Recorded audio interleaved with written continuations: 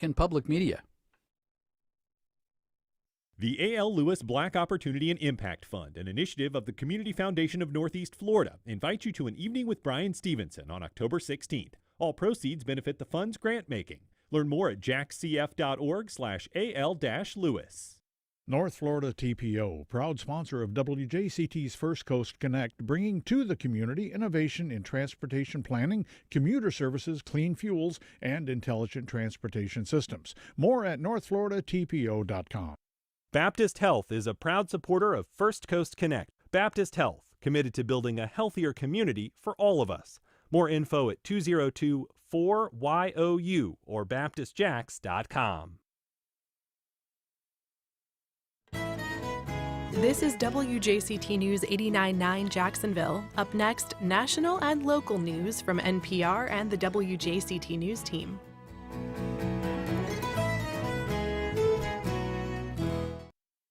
And on today's First Coast Connect, a new documentary captures the story of Northeast Florida Ironman triathlete and philanthropist Dottie Dorion and her role in changing the history of women in sport.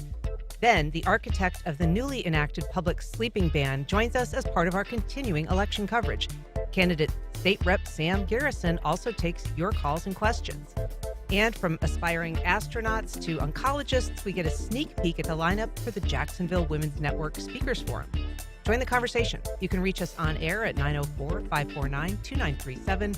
You can also email questions or comments to firstcoastconnect@wjct.org. I'm Corva Coleman. Vice President Harris will be campaigning in Wisconsin today. NPR's Tamara Keith reports Harris will be joined by former Republican Congresswoman Liz Cheney. According to a senior campaign official, Harris and Cheney are set to appear together in the town of Ripon, which is known as the birthplace of the Republican Party. Cheney recently endorsed Harris, as did her father, former Vice President Dick Cheney. Both are hardcore Republicans who have said former President Trump poses a danger to American democracy and described their choice as putting country over party. The campaign official says Harris will make a direct appeal to independent and Republican voters and commit to respecting the Constitution and the rule of law. In a social media post, Trump called former Vice President Cheney an irrelevant rhino, as in Republican in name only. Tamara Keith, NPR News. Former President Trump will campaign in Michigan today. He will hold a rally at Saginaw Valley State University. It's near the city of Flint. Trump has made nearly a dozen campaign visits to Michigan. President Biden will visit Georgia and Florida today to view the recovery work after Hurricane Helene. NPR's Lauren Summer reports the catastrophic damage shows how dangerous extreme storms can be far from the coastline. The heaviest rainfall from Hurricane Helene wasn't on the Florida coast, where it made landfall. It was hundreds of miles inland around Asheville, North Carolina. As much as 20 inches of rain caused the river to surge, destroying homes and roads. Rainfall is getting more intense as the climate gets hotter because warmer air can hold more water vapor. But many communities aren't planning for that because they're designing their infrastructure for the storms of last century using old rainfall records. That could soon change. Federal scientists are now updating rainfall records for the whole country and forecasting how climate change will make rainfall even more intense. Lauren Summer, NPR News. Thousands of dock workers remain off the job at ports along the east and Gulf coasts for a third day. NPR's Windsor Johnston reports the Biden administration is urging both sides to come back to the bargaining table. Union members are on strike over long-standing disputes, wages, benefits, and job security. They also want to ban any new automation of port operations. Transportation Secretary Pete Buttigieg says port companies need to offer stronger contracts to reflect workers' contributions during and since the pandemic. There really is a deal to be had where the companies will continue to do perfectly well, but the workers will get more of a share. And so we're calling the companies to put together an offer that's enough to get the workers back at the table. The Biden administration is also warning companies against profiteering from the strikes and called on them to remove any surcharges that may unfairly burden consumers or businesses. Windsor Johnston, NPR News. This is NPR. It's now 4 minutes after 9. This is WJCT News 89.9 Jacksonville. One Jacks is launching a new series of community suppers that will center on civil discourse. The series, called Breaking Bread and Barriers, is built around the theme of One Nation, One Jax. Using language from the Pledge of Allegiance as a guide, the participants will be invited to share their perspectives. The first session, titled Under One Nation Under God, is at 6 o'clock Monday, October 28th, and that's right here at WJCT Studios on Festival Park Avenue. An historic marker that will tell of the racially motivated murder of Johnny May Chappelle in 1964 will be erected on New Kings Road and Flicker Avenue, where the 35-year-old mother was shot from a passing car. The Jacksonville City Council approved the marker last month. Councilmember Rockman Johnson says Chappelle's son Shelton was profoundly moved. I talked to him earlier tonight, and he wasn't able to make it because he was just emotional still. But he is so supportive of this and his family, of the fact that her sacrifice will not go in vain, because when people see that marker, they will remember who she was, they will remember what happened, and we will never let it happen again. J.W. Rich was convicted of manslaughter in the case and served less than a third of his 10-year prison sentence. 71 degrees now in downtown Jacksonville, near 87 this afternoon, breezy from the northeast and increasing cloudiness today. Support for NPR comes from NPR stations. Other contributors include Sony Pictures Classics, presenting The Outrun, a new film starring Saoirse Ronan.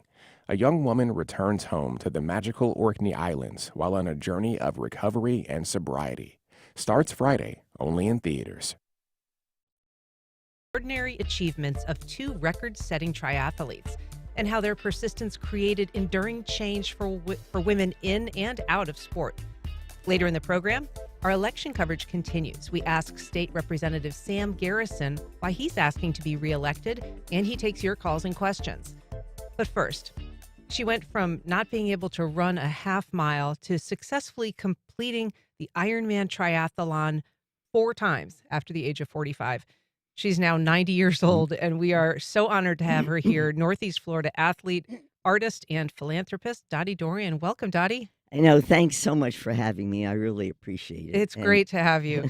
And just in a little bit, we're going to be welcoming Olympic gold medalist, Nancy Hogshead Mackey. She is founder of the Title IX advocacy nonprofit Champion Women. She is currently stuck on the Main Street Bridge, but we'll be seeing her in just a little bit. So, Dottie, let's talk about this documentary. It focuses largely on you and your friend Celeste Callahan. You are both elite athletes who came of age long before women were even allowed to compete in these sports. And so the documentary covers that in some detail, but explain why it was difficult when you were a young woman to play sports or even engage in athletic endeavors. You know, we just didn't have the same opportunities. I had a twin brother, and they had a lot of opportunities, but we had very few. And even when we started running, we didn't have shoes, we didn't have clothes, we didn't have anything. And so we were kind of a little lost souls, you know, trying to find our way.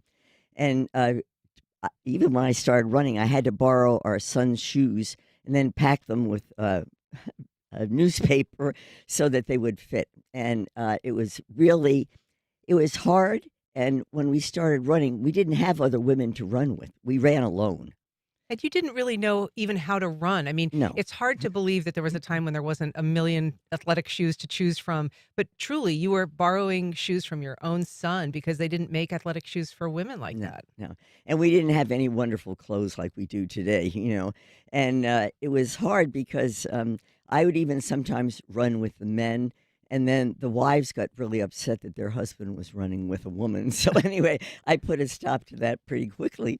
And then, you know, we'd get to go to little races here and all in Jacksonville. Jacksonville was very accommodating, and we used to do little fun runs and everything. But when I started out running, I would always be last. And I was with all the little kids at the back of the pack. So I decided that I'm going to learn how to run, and I'm going to run well. So after my huffing and puffing of half a mile, I finally decided that I said, a year from that date, I'm going to run a marathon, which is a very stupid idea.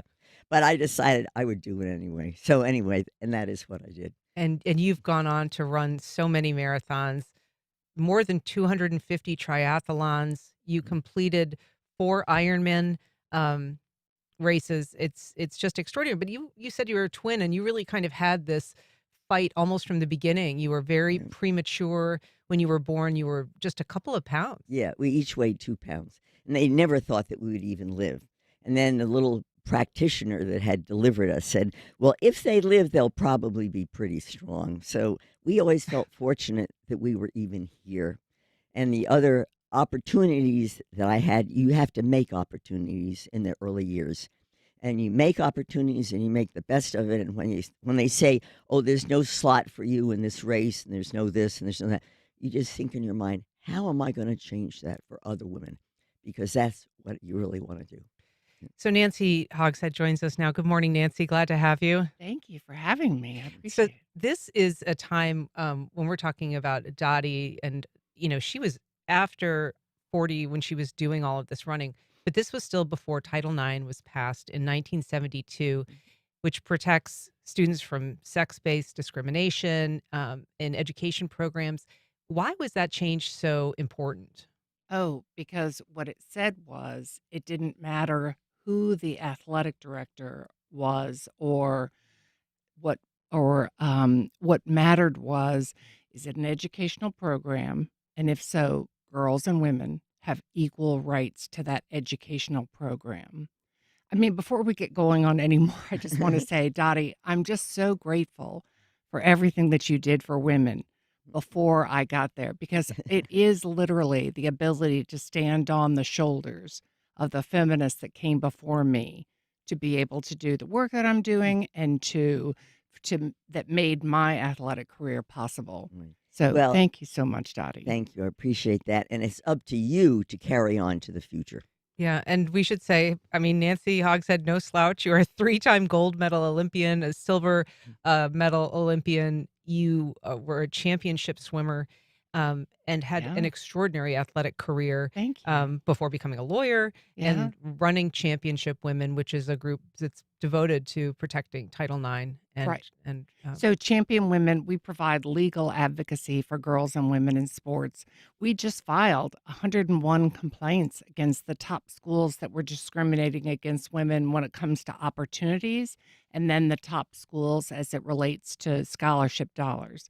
So in all, if women got what men are getting, women would have $1.1 billion more in athletic scholarships. I mean, that's huge. I mean, when you're talking that kind of numbers, like that's the kind that, Congress would be mad about having to pay it out of our taxpayer dollars. But, here, these are athletic departments. So we hopefully will be able to get some change based on those complaints. But yeah, Champion Women, you can go onto our website and you can see all the complaints against the schools. It's extraordinary. So even though we've had all this time since Title IX passed and it has made enormous changes, there's still not necessarily all the enforcement there. If women had equal recruiting dollars that men have, they would have 277% more.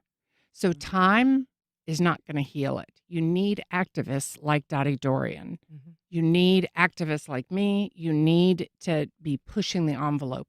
When we look at the gap between men and women, in the last 15 years, it has grown significantly. The gap between between men and women, like what men are getting in opportunities outside and of sport, how they're treated, and No, in sport. Okay, like how there are in the United States, most families sort of know this intuitively. There are two sports systems. One is what's happening in the Olympic and Paralympic movement. So that's AAU, that's that kind of thing. And then over here, you've got the school. So it's the school's system of sport where Title IX applies. Yeah. And you've talked, Nancy, about the connection between athletics and professional achievement. You talk about it in this documentary, Beyond Triathlon. Right. Tell us a little bit about what you've found in terms of the role of athletics when it comes to C-suite, Executives, women, right? So 94% of all C-suite women, so these are women in corporations, and they were athletes. And then as you go down the scale, you'll see fewer and fewer athletes who were there, but women who played a sport, they make more money. They are healthier. They have healthier pregnancies. They get more education, and there's some great research out there that shows that sports actually causes this. In other words, it's not just associated. It's not just that people who are going to do well anyway happen to do sports. No, no, no. That we found out is that it is that sport experience that actually makes somebody get more experience. I mean, I don't know your experience, but half of all women over the age of 65 have osteoporosis. How do you prevent that? Weight-bearing exercise during puberty. So, Right. I always have this saying, you've got to use it or lose it. And I think even in the Beyond Triathlon on our documentary, I talk about this, how important it is to continue your activities and everything else.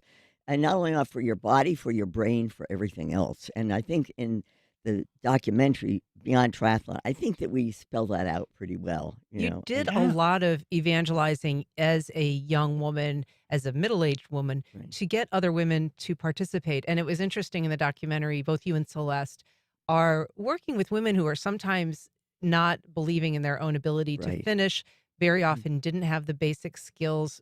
Some of them couldn't swim, for instance. You talk about what it would take to get these women training for triathlons out in the dark, murky water and putting their face in before dawn to kind of face that fear and prepare themselves. Right. It can be very, very scary, all of it. And oftentimes people say, oh, well, you can't do this and you can't do that. And that's the way we started out originally. Oh, you can't do this, you can't do that. But the men might be able to do it, but you could never do that. And just to say how we came into long distance running and everything else, and even early sports, in grade school and high school, you couldn't play a full court of basketball. Heavens, women couldn't do that. So we proved that practically all of that is wrong. What Dottie's saying is that being strong and being fearless, it feels good. Yeah. And imagine that we've told women that it's counter-gender, that you are not living up to gender norms by being physically strong, by being courageous. And I'm so grateful that so many of the athletes now, they're really challenging these stereotypes so that people can be whoever they want to be, and that they can, and sport really helps break those chains. I think of sport that sex stereotypes are kind of like a straitjacket, and it just participating in sports, how much it means for everyone. If you are just joining us, I am talking to two extraordinary First Coast athletes, Nancy Hogshead, Olympian swimmer, Dottie Dorion, who is, in addition to being a multiple triathlete, is also the featured center of this new documentary, Beyond Triathlon. And Dottie, you're a lot of other things to Jacksonville, we should say. You are an enormous philanthropist. You have you helped co-found Community Hospice. You helped co-found the River Run. Your footprint has been really gigantic. And, this documentary kind of barely touches on some of that stuff. It is focusing primarily on the sport. Right. Well, I hope there will be our goal in even doing the documentary after we had done the book was to really inspire women. And I think that's what the documentary does. And that will be coming here at the Lazara Theater on October 12th. And we hope that everyone will attend because the documentary has been accepted in the International Film Festival, which is a huge honor. So we want everyone to turn out. And then go to beyondtriathlon.com and get tickets. And all the proceeds are going to support women's athletics and sports at UNF. Oh, support their scholarships. Yeah. Which there are a number of scholarships that you personally have endowed Isn't that great? At the University of North Florida. Yeah. I wanted to actually hear a little bit from one of those scholarship recipients because she's interviewed in the documentary and she talks about the influence of you personally. Right. Yeah. Oh, thank you. That Well, is it's very inspiring. And also want to thank our sponsor, which is Bacardi, and they are doing a wonderful reception right after the film is shown. All right, And that'll I'm bringing all my friends. good. I can Good. hardly Thank wait. you, because we want to support it. Exactly. And Jacksonville has been very supportive in many, many ways. Right. And And so, triathlon is an emerging sport in the NCAA. right. So in our complaints, we say that you need to add triathlon. Right, Yeah. right, right. Yeah. And the primary thing is we really need to teach people to swim. So Every Child a Swimmer was a great Right. program that we had for years. And it's, I think, even a law here in Florida. So if they can swim, they can do it. Yeah. I think we've got that sound queued up from the woman in the documentary. Let's hear that. My name's Annabelle Davis, and I'm one of the recipients of the Dottie Dorion Endowed Scholarship Award. I received the scholarship as a first-generation college student here at UNF. Coming to the US would never have been an option for me without this scholarship, so this has been life-changing for me. Every impact that you can have, no matter how big or small, is going to be important for inspiring young women in the future, and that's exactly what Dottie's done. By providing not only the scholarship, which is a huge contribution, but simply by showing up to these events and telling her story, that's a way to show athletes like me what is possible. The impact that she's had on the community and everyone at UNF is amazing to see, and I know that she's left a legacy for me and my teammates. So that's Annabelle Davis. She's one of the recipients of one of your many scholarships that you endow, Dottie. It must be gratifying to hear the change that you personally have made in younger women's lives. Right. Well, it's actually a little overwhelming, and I appreciate that you would show that tape. And it's wonderful, but you receive so much more in giving, and it's always more blessed to give than receive, and I have always believed in that, and it comes back 100-fold. Yeah. Yeah. And Nancy, this connection that Dottie has, I think it's hard for women, young women today in sport, to even conceive of the challenges that she faced when she was becoming an athlete. A lot of this sport was pretty rudimentary anyway. Running was very new. But for a woman who's at the time in her 40s, becoming a competitive athlete for the first time. Right. Right. I honestly, I cannot imagine. Many, many years later, I think of what I faced, but compared to Dottie, who, number one, was not a young woman, who was 40 Right. at the time. And then number two is really breaking those barriers that were holding women back. You need that first person, because people who are sexist have no problem saying, I've got all the medical reasons on why women can't do it. Right? That it's going to hurt your uterus. It's going to hurt your uterus will right. fall out. And it's ridiculous. Yeah. And yet that was said with such confidence. It was never true. It's just the opposite. When you talk to doctors now, they're like, the minute somebody gets pregnant, they're like, go exercise, right? Yeah, So, yeah. but it took people like Dottie Dorion to be able to do this. They do talk about that in the documentary, that there was this idea that there was a physiological, prohibition on participating. Right. That in it, if you participated in a marathon, you literally, your uterus would Fall fall out. out. It just was believed that that was not, you couldn't possibly. And when you go after making changes, I think it's always important that you're not going to be alone. You've got to gather like minds with you and go after it, whether it's in politics or all kinds of other rules and regs and everything else. You only change it when you get a group together that are going to present the positive aspects of what we're doing. And you've found that, Nancy. You've done that everywhere with fellow swimmers and everything, to make things different, to change. But you need the point of the arrow, and that's Dottie Dorion. And she was real. Oh, come on. There are a lot more. So she started the physicians program, and my dad was one of the physicians that volunteers in medicine. Yeah, before the Affordable Care Act, right? There was ACA. There was the Volunteers in Medicine program. And that kind of is aims to close the gap for people who don't have insurance. Yeah, and they're working uninsured, Right. So it's a great program. It really, my dad loved it. He did it once a week. And he is a wonderful addition addition to our staff and everything. Yeah, it's a great program. In addition to that, we mentioned that you helped found Community Hospice. And what I thought was really fascinating was that, and again, hard for us to imagine, that there was a time when hospice wasn't a thing. And not only was it not a thing, but the doctors were fighting you, the hospitals were fighting you. You were actually trying to implement a way of providing palliative end-of-life care for people, and the medical institutions were saying no. Yeah. And not only that, when we first started out, they were calling it hospice. So then we knew we had a long way to go. And then a group of us, like-minded, went back and had to change a law that was very restrictive, that said in order to be a hospice, you had to own a hospital bed.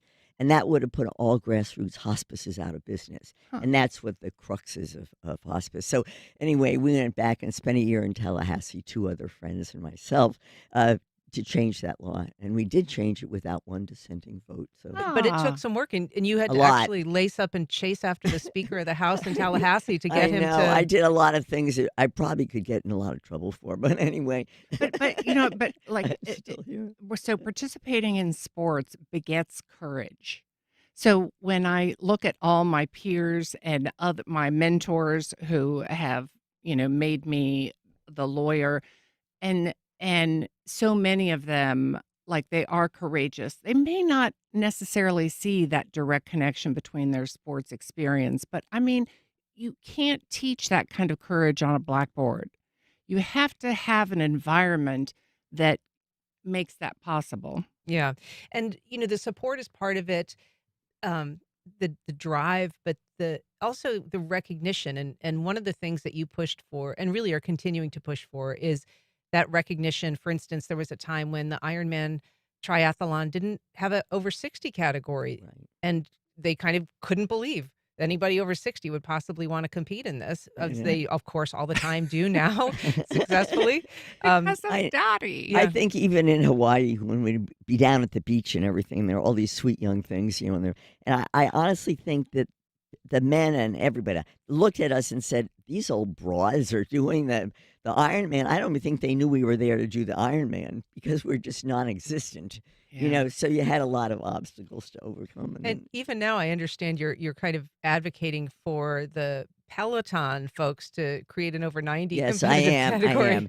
And I actually had to get a lawyer. I did it for my 80, and now I'm doing it for 90. And you would think that they would be happy to have a 90-year-old that's done 3,000 bike rides and stuff. And, of course, it was great during COVID because I could do everything, work out on it. Yeah, and so I'm waiting. You're still waiting for Peloton to create that? I am, yes. Well, you'll have to update us when you... Yeah, really. Let me know if Champion Women can help. Yeah. I will. Yeah, Champion Women, of course, does, advocacy for women in sport, but also equity for LGBTQ, competitors. It has not been an easy conversation sometimes lately. There has been this, concern, especially in very politicized conversations about transgender athletes in sport. And that's something both of you have been involved in kind of trying to work through. But I imagine that's been a little bit of a lightning rod for you in some ways.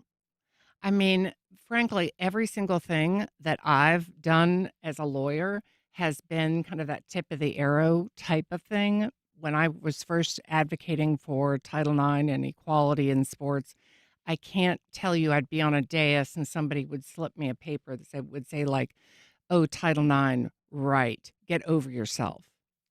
When I started doing sexual abuse in sport, and I was the expert witness in the Larry Nassar case against the gymnast, I was the expert witness for the gymnast, let me be clear. Again, there was a ton of pushback. There just is.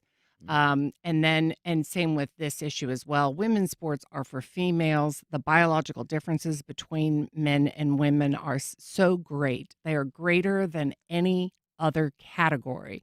So when you talk about those age categories, like Dottie being 90 or whatnot, is the gap between say the 8-year-olds and the 10-year-olds and the 25-year-olds and the 30-year-olds, those gaps are nothing compared to the gap between male and female.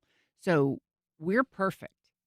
There's nothing inferior about us, but we're so different. We even like our hips are at a different angle, the Q angle. I think it's interesting. I mean, I just want you to sort of share from your own experience, because I think you've talked about you were a gold medalist Olympian, and but you knew even at that time, or even if you were competing against your male brethren. Oh, I mean, first of all, Dottie was just saying that she had to work out with the guys. So same with me. I only worked out with the guys. And, we did lap for lap. We lifted weight for weight, and they are 10% faster.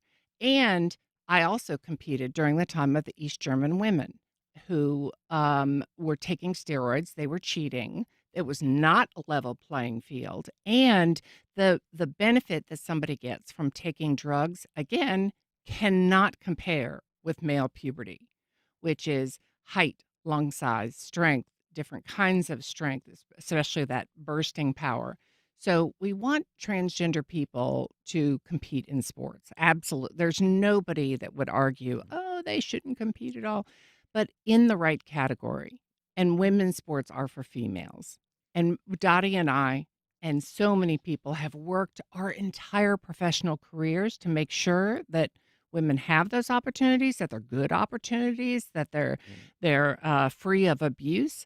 And we cannot, I don't know about you, Dottie, but I'm a lifelong Democrat, and I'm part of a group that is full of lifelong Democrats who are very supportive of making sure that women's sports is for women. So it's me and Martina Navratilova and Donna Deverona and other people I don't think you might know, but Donna Lopiano and Tracy Sundlin, who runs the interscholastic high school track meets.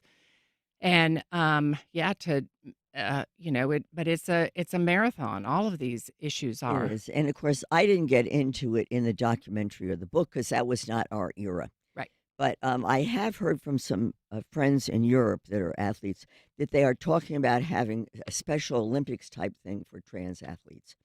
And that would really could solve that problem. Yeah. Interesting. And we're kind of up against the clock here, and I don't want to lose our focus too much. Yeah. This documentary is a really extraordinary film. It shows October 12th, which is Saturday, at UNF's Lazara Performance Hall.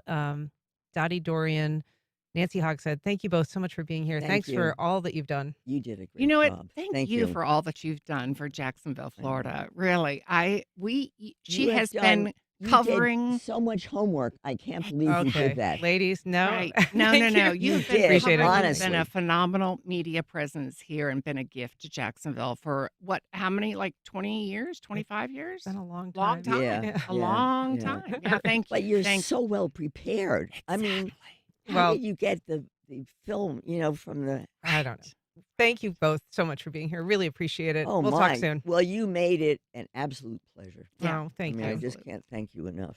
Anyway. Up next, we're going to be talking to District 11 incumbent Sam Garrison about his re-election bid.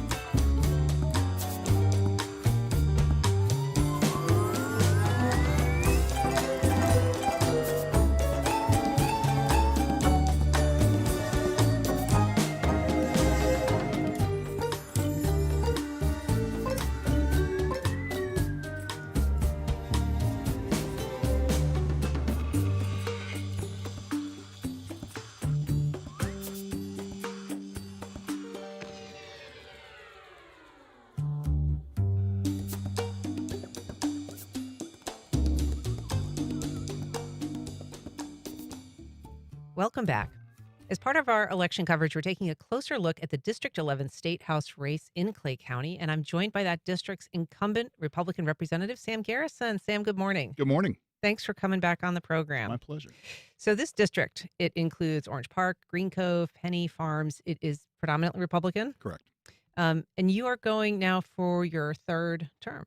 Correct. Yeah. So tell us in a nutshell why people should vote for you for a third term. I hope it's because I've done a good job. That's always the goal. I'm very proud of Clay County. I'm very proud of where we're from. My district is basically North Clay County. So north of Black Creek from the St. Johns River all the way to the county line on the west coast. The west coast, the western line of the county. I think we've done a good job. I think Florida's heading in a really positive direction. I think Clay County is doing a really good job of managing success. We are growing like the rest of the state. We're not immune. There's 1,000 people a day coming into the state, and they're going somewhere, right? And a lot of them are coming to Clay County. So we're trying really hard to work with our local partners to ensure that we retain what's special about our community while also continuing to grow in a responsible way.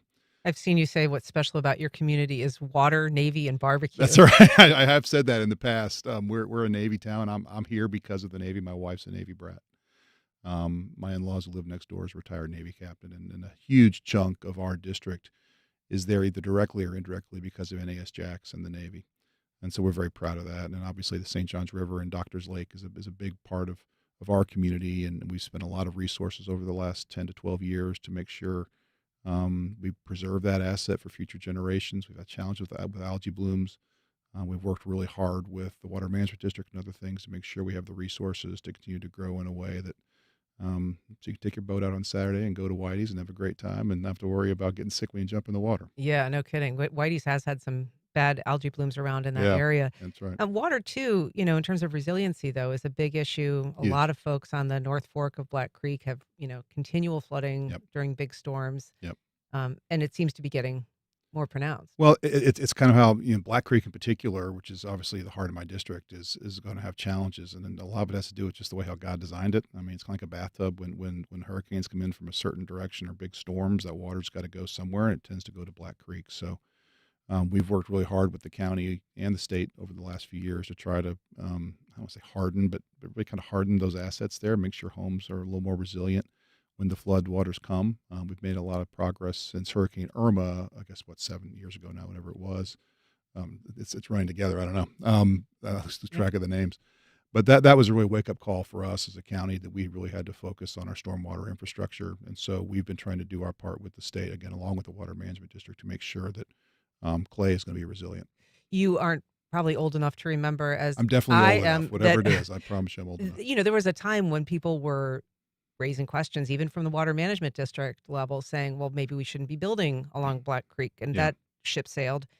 Is the county doing enough at this point to prevent future development in places that are vulnerable? Yeah, we've really taken, over the last, I think, 15 to 20 years, especially the last decade or so, again, as the growth is coming in, I think we're learning from the mistakes we made 30, 40 years ago when you would, you show up in Florida with a development permit, you can build wherever you want, even if it's in the lowest lying of areas. You think that's changed? Yeah, absolutely. No question. When you look at where we are, again, I can only speak for Clay County, but throughout really the state, we're much more aware in today's world about where we're building and how we're building. And the biggest challenge we have as a state, hurricanes are awful and you got to deal with them. But the biggest challenge we have is so much of our construction that was done pre-Hurricane Andrew in the 90s that was built, nowhere near the standards we require today. It's more expensive to build a home in Florida. It just is. Our standards are higher, but when you do it, you have the knowledge that you're going to be safe. We're talking to State Representative Sam Garrison, and you are welcome to join our conversation. He is currently running for re-election in District 11. Our phone number is 904-549-2937, or you can email us at firstcoastconnect@wjct.org. So, Sam, you are on deck to be the Speaker of the House in 2026. Yeah, we do it a little bit different in a term-limited era, so we kind of line up our leadership so you can kind of prepare and hopefully know what you're doing when you get there. So this has been in the works since like 2021. 21, 22, yeah. I mean, it's all obviously contingent upon the Republicans staying in the majority and Clay County voters sending me back, so I don't want to make it seem like it's preordained, but yes, it's lined up. Do you feel prepared for that role? Yeah. I've been working really hard to get prepared. I mean, number one, your first focus is always your local community, right? You're only as strong in Tallahassee as you are at home. So I've got a great team in Clay County that keeps me grounded and keeps me focused on what our issues are, and working really closely with our county commission and our other folks, business leaders back home. But Florida is a very unique state. There's nothing like it in the country, and by extension, the world. I mean, we're really 7 states all mashed together into one. And you can live your whole life in Northeast Florida and have absolutely no idea what the issues are that are facing Miami-Dade or Broward or Southwest Florida or Pensacola or the Keys or the I-4 corridor. I mean, it goes on and on and on. And the issues are very unique to those particular regions. So unlike other states in the nation where, if you're in Iowa, the issues in North Iowa are basically the same as Southern Iowa. It's kind of the same sort of deal. You understand the issues if you live there your whole life. You can be a lifetime resident of Florida and have absolutely no idea what's happening in other parts of the state unless you get out there and meet people and talk to them and try to get smart on the issues. And so that's what I've been trying to do. So how would you define your leadership style? And I asked that in a context of, you seem to avoid generally the kind of politics of personal attacks. Yeah. And I'm not sure that that's true for Tallahassee in general these days. Twitter has been a little bit of a difficult social media platform for some lawmakers. Not a fan of social media personally. In fact, we did a bill in the legislature last year dealing with social media and kids, and it was an interesting bill in that it crossed a lot of party lines and it had some really interesting dynamics to it. But in the process of working through that bill, I say all the time, I've kind of become radicalized on social media. I just think it's bad for your brain. If it's bad for your kid's brain, it's bad for your brain. Do you think that those discussions were kind of a wake-up call for some of the lawmakers? It was for me. I mean, I can't speak for anybody else. I'll use social media as a tool to understand kind of what's going on with people and all that stuff, but I prefer to have that as little of that in my life as possible. So you were saying, the leadership depends on your reelection. We should say that your opponent we have invited him on, is a Democrat named Charlie Brown. He doesn't really appear to be doing any actual campaigning. He hasn't really raised any money. Yeah. According to his Facebook page, he's, last time he posted was June 2nd. So he's not, I would call it, animated candidate. No, the state Democratic Party made a push, and it's their strategic decision. I'm sure they have the reasons for it to have an opponent in every seat. And quite frankly, I'm glad because it forces me to get out and do my work. I think competition makes you better, and so I'm happy to go to the voters, and it gives me an opportunity to get out there and talk to my people. Yeah, and you have vastly more money than he does. So if we were going to, make the assumption that you'll get to the speakers, what does that mean for the people in Clay County? Are you going to be like bringing home the bacon? Is that let's make it very clear. I mean, Clay County has specific needs that I'm going to fight for, no matter where I am, from the backbench or the speaker's chair. I mean, the big part of it's infrastructure.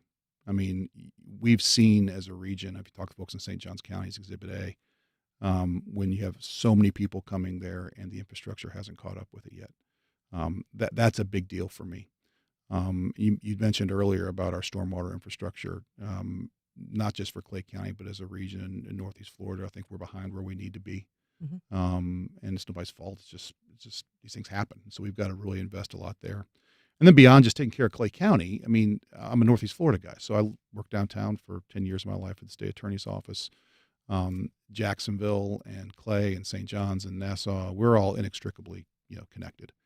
And so I care very much about, what I call community assets that are tied to the state in Northeast Florida. UNF is a classic example. Like, Clay County kids, for the most part, if you look at the numbers, UNF is where they're going.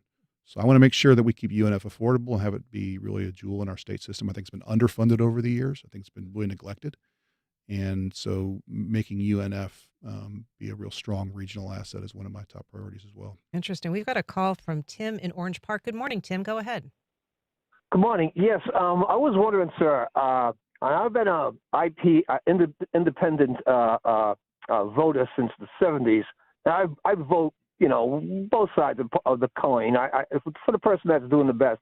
My questions, 2 questions.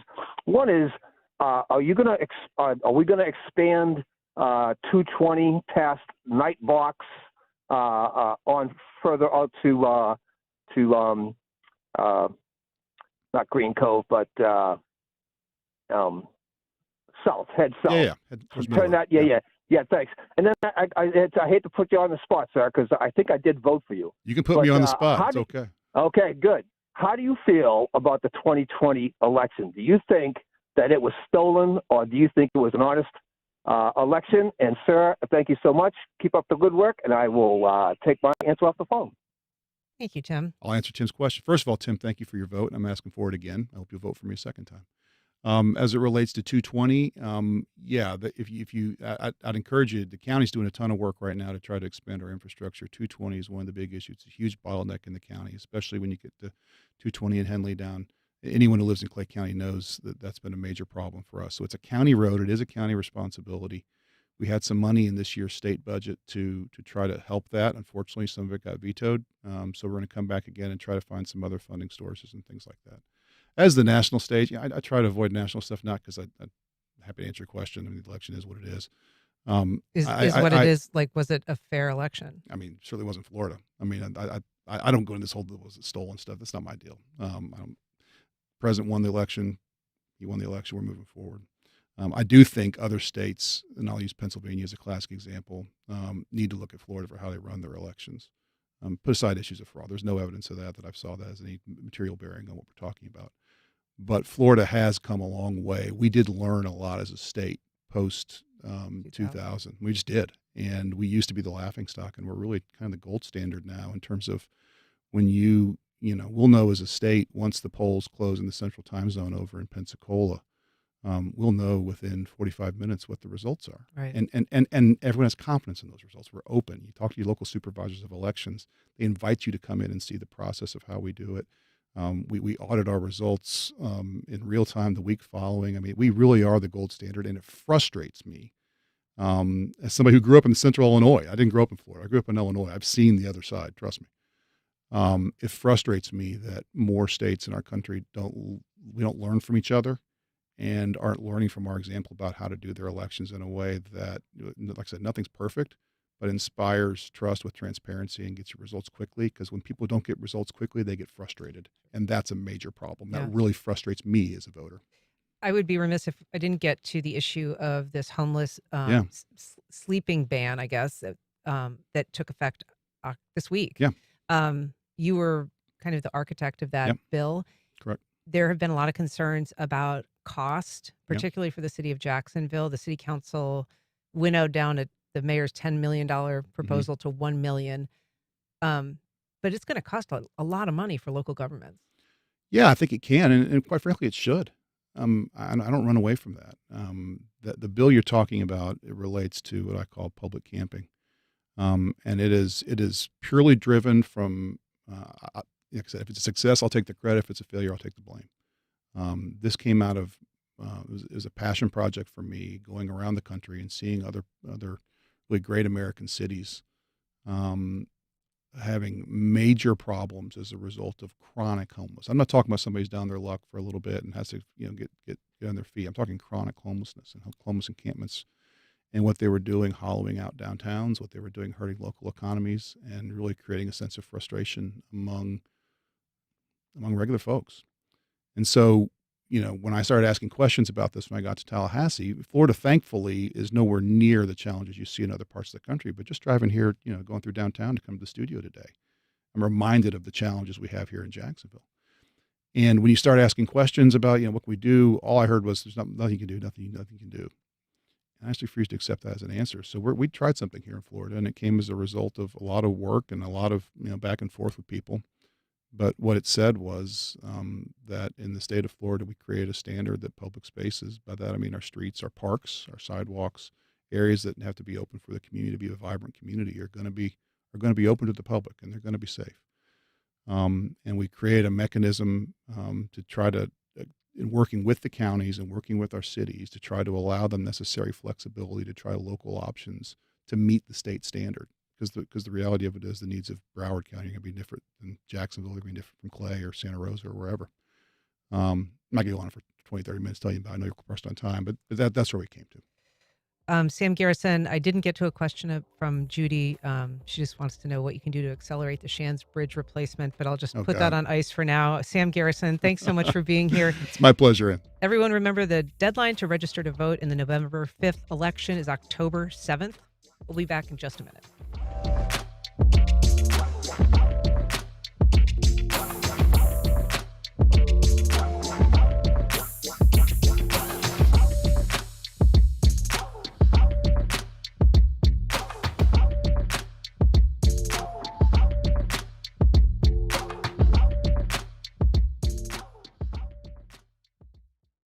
North Florida TPO, proud sponsor of WJCT's First Coast Connect, bringing to the community innovation in transportation planning, commuter services, clean fuels, and intelligent transportation systems. More at northfloridatpo.com. ServPro, independently owned and operated. Whether it's water, mold, or fire damage, they'll help you restore your home or business. ServPro is available 24/7. ServPro, helping to make it like it never even happened. I'm Jeremy Hobson. Next time on The Middle, with 1 month to go until Election Day, what is the most important issue for you and your vote? The economy, immigration, reproductive rights, democracy, something else? We'll be joined by 2 former governors of Tennessee, 1 Democrat and 1 Republican, as we take your calls at 844-4MIDDLE. Join us next time on The Middle. Tonight at 9 here on WJCT News 89.9. I'm Scott Tong. What do you do if you get the heartbreaking news that your children will eventually lose their vision? Let's go all in and fill their visual memory with as much beautiful thing as we can. A husband and wife in Montreal take the young kids to see the world next time Here and Now. Today at 2 on WJCT News 89.9.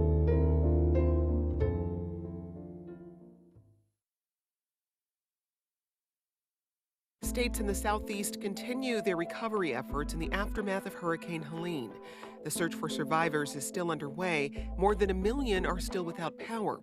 In Asheville, North Carolina, at least 100,000 people may not have access to water for weeks. What relief efforts are underway and what more is needed? The latest next time on 1A. Today, starting at 10 on WJCT News 89.9.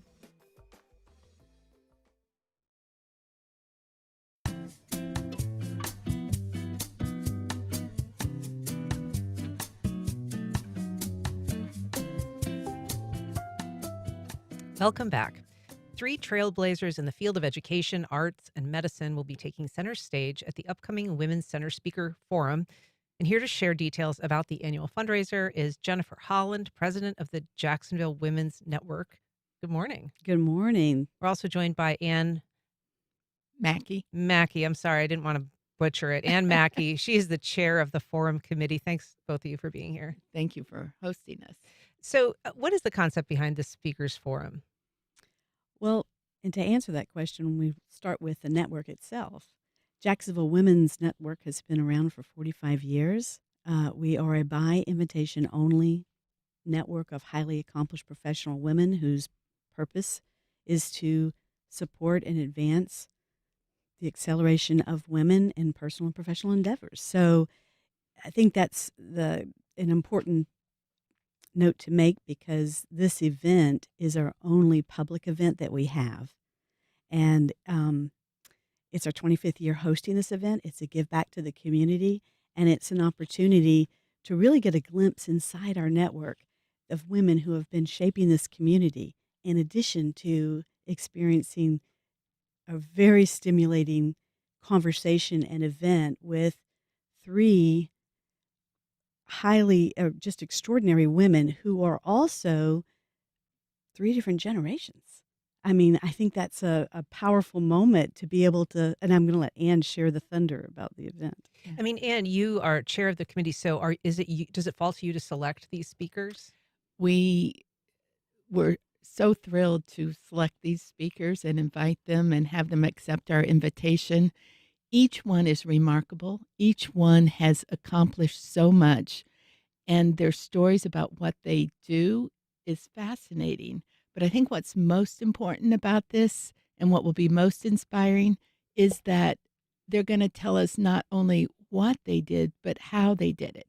Each one is doing something that is groundbreaking, something that's going to change our world. And so you have to step out and do something a little bit daring to be noticed, to influence the world. And they're going to be sharing their experiences with us. One is a young woman, Taylor Richardson. She's from Jacksonville. She's a student at Spelman College now. And her focus is inspiring young Black and brown women to go into STEM education. And she's raised almost $500,000 towards efforts of that. The next is a playwright, Kimberly Bellflower. She's a professor at Emory University, and her plays are being performed all over the country.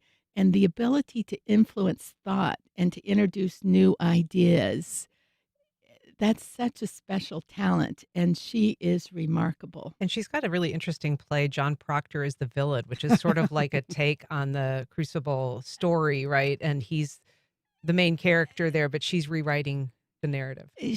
Absolutely. She has this ability to lift up something that we probably all studied in high school and give a different angle to it. And she focuses a lot on girls and women, their relationships, how to be heard. In fact, her story, she's going to talk about her story. She comes from rural Appalachia. She grew up thinking, I don't fit in. I'm never going to make it with this background coming from the country. I'm never going to be an intellectual. I'm never going to be accepted in the artistic world.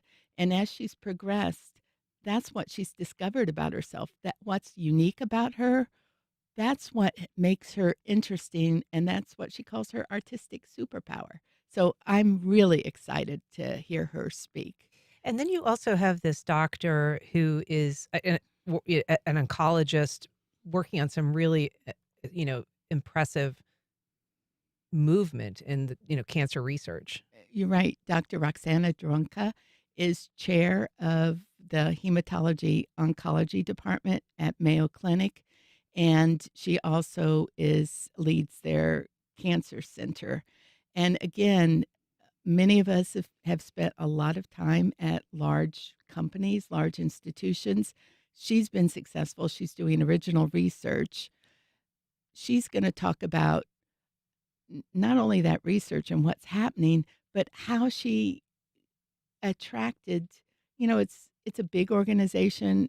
I would imagine inside it's a competitive organization, but somehow she was the one, she got her research funded, her leadership accepted, and those are huge skills. And I'm, again, fascinated to hear how she pulled her brilliance together with her ability to attract what needed to get done to make those accomplishments. So we're very excited about it. It's a very interesting evening. So Jennifer, this is the Women's Network Speakers Forum. It's October 9th at 5:30. I'm guessing people can still get some tickets. Yes, through the weekend. And